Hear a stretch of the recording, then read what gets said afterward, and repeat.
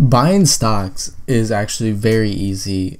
Now, I'm going to show how you can open a brokerage account and then how to trade on that brokerage. I'm on ETrade right now, and opening a brokerage account is really like opening a bank account. So some of the things you need are going to be proof of address. So this is usually a utility bill. You can also get, if you don't have a utility bill for yourself with your name on it, you can have the person who pays the utility bill sign it and state that you reside there. You're also going to need your date of birth, a social security number, or an employer identification number. And because the brokerage needs to identify you, and you're also going to need your own address and employer name. An employer name can also be, you can also put student, which is what I put. So I made it on an individual account. This is just for one person. You can have a joint account, which is literally what it sounds like. It's a joint account. There's two people on it who can both trade. And then there's a custodial account, which is for people under the age of 18 or 21 in some states. And so custodial accounts are also cool because there's no minimum deposit required for them. So if you're under 18, put any money you have in a custodial account. I'm new to ETrade, so I'm gonna put my name, my real name, Hickory Wine Maple, hickorywine@gmail.com. Let's continue there. All right, so this is, it's gonna ask for your information here, like your address, your phone number. You're gonna have to put your social security number down. Let's just try a random one. It's gonna ask for employer information. So if you are employed, then you can put your occupation, and you can also put student, which is what I put because I am a college student. And then you're going to create your investment profile, which is basically how much money you make, what's your net worth, how do you invest, are you going to do long-term investing, day trading, what kind of investment objective do you have, like growth or income. Once you fill this out, it's pretty much done, and then you just send in the documents for proof of residence. They might ask for your driver's license. Basically, you have to identify yourself and have your own address proven. So it's really simple to open a brokerage account in the United States. I'm not sure how it is internationally, but I'm going to look into it and actually going to see how I can make a video showing how to open brokerage accounts in other countries. But we'll start with this. Opening a brokerage account is really easy. Now I have OptionsHouse, and OptionsHouse is another brokerage that was just acquired by ETrade. So now my brokerage is going to go into ETrade, and all my securities are going to go into ETrade. So I'm not going to, make a new ETrade account because my current account is actually moving into it. But I'm going to show you how you can trade and buy stock. So buying stock is actually really simple. Now on this platform, there's a trade button. Click that. Here I can put in what I want to buy. So I want to buy Netflix.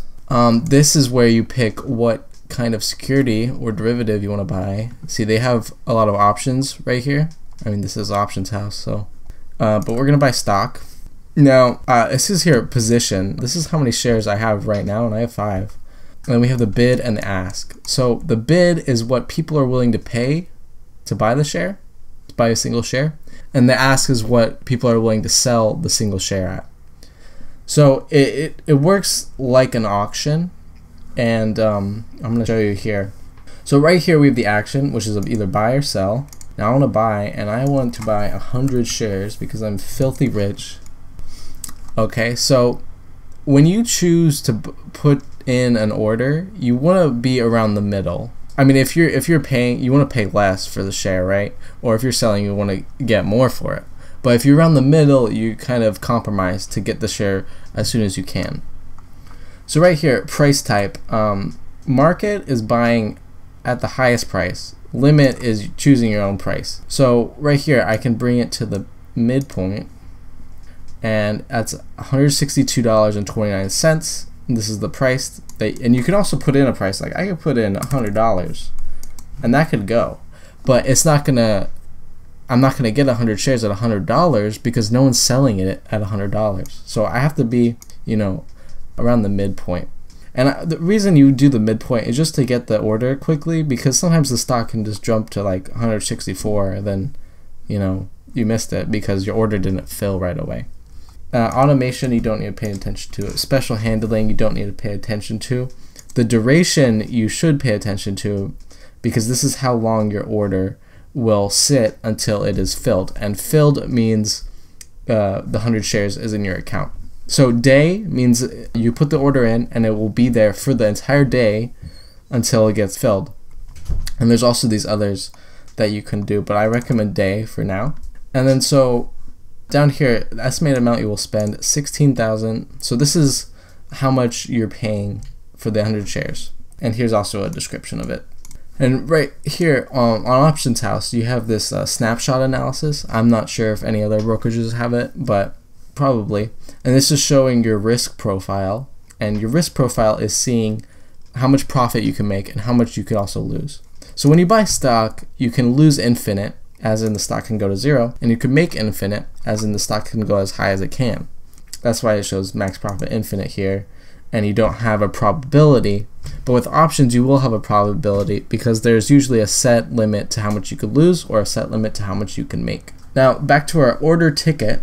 Now we can, after we put in what we want to buy it at, how many shares we want to buy, and what stock we want to buy, we just hit the preview, and it'll give you a rundown of what you're paying for.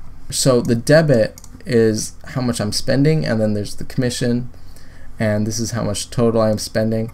And right here, I mean, it sees that I have 0 resulting cash buying power, and this is because I only have around 1,500 cash buying power left. So this is why I have this warning, but this will show you how much money you have left to spend. And then you hit send and you buy the stock. Now when you buy it, it's going to put an order here, and it won't be filled until someone wants to sell the stock at the price that you are buying it for. And that's how you buy stock. I mean, it's really simple. You open a brokerage account. In the United States, you'll use your social security number, proof of residence, and your employer information to open brokerage. You fund your brokerage account, and then you choose what stock you want to buy. So that was the video. I hoped you liked it. For any international people who don't live in the United States, I'm sure brokerages work similarly in your country. I'd also want to check out any other laws around it because I'm not sure how it functions internationally. But I hope you liked the video. Make sure you subscribe to get my video notified to you. And also look out for Sunday's video when I analyze a stock.